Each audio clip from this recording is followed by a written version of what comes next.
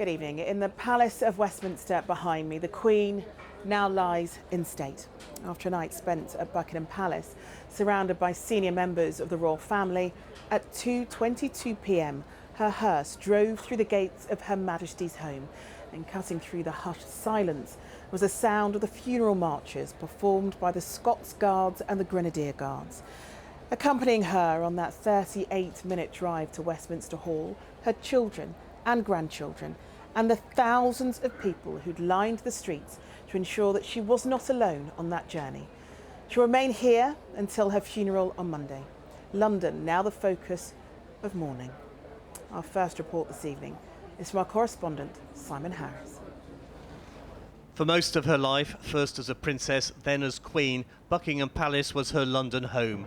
Today, with military precision, Britain's longest-serving monarch left the palace for the last time.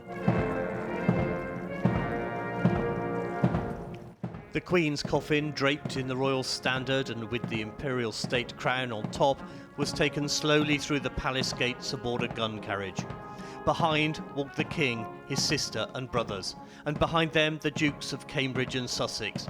25 years ago, the two brothers had their childhood defined by the image of them walking behind their mother's coffin.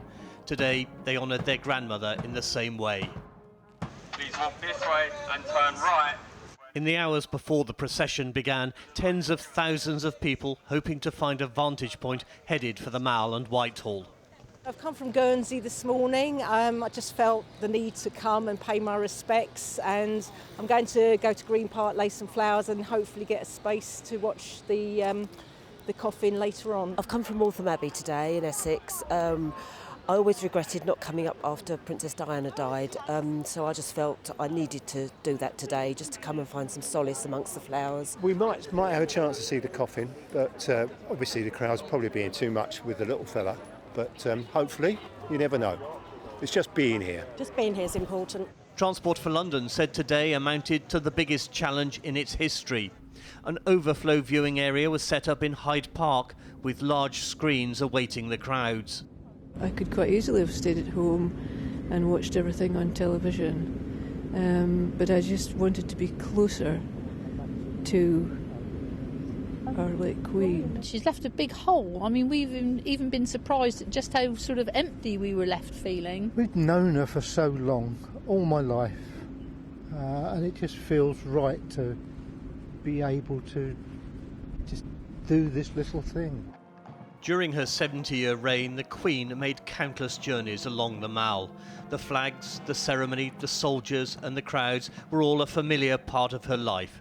But today was also a day of tears and sadness. I know it didn't last very long, but just to see everything pass by in a very slow manner, it was quite emotional, yes. I mean, how William and Harry were able to do that, I'm sure that evokes so many memories for those boys. It's just how they were able to do that in this heat as well. Unbelievable. So brave. By now, the authorities had stopped any more spectators joining the crowds on the Mall, directing them instead to Hyde Park. Here, too, it was a shared and emotional experience. For them to have to go through this in front of all of us, it's joking. She was a good old girl. She's done her bit for this country. She's given so much. I just wanted to give a little something back. From the Mall, the procession turned onto Horse Guards, where the soundtrack of funeral marches played by military bands was accompanied by another sound, the clapping of hands.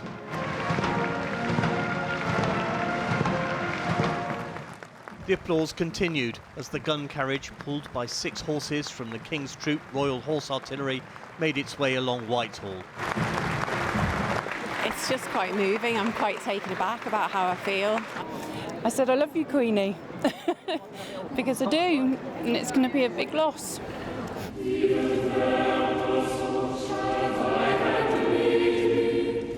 In Westminster Hall, the pallbearers gently laid the Queen's oak coffin onto the catafalque, where she will lie in state until early on Monday. At this point, the royal mourners were joined by Camilla, the Queen Consort, Sophie, the Countess of Wessex, Catherine, the Princess of Wales, and Meghan, the Duchess of Sussex. Britain's royal family together in public on the saddest of days. Simon Harris, ITV News, Westminster. And to you now, Simon. What happens now? Well, for the next 4 days, attention in London will be focused on the lying in state. MPs were among the first to be allowed to file past the coffin in Westminster Hall this afternoon before the doors were open to the public. This is, of course, the first lying in state since the Queen Mother 20 years ago. Then on Monday, it's the funeral. The government has granted everyone a public holiday. There are going to be huge crowds in London, but also, as we heard, very tight security because of the visiting foreign heads of state, including President Biden.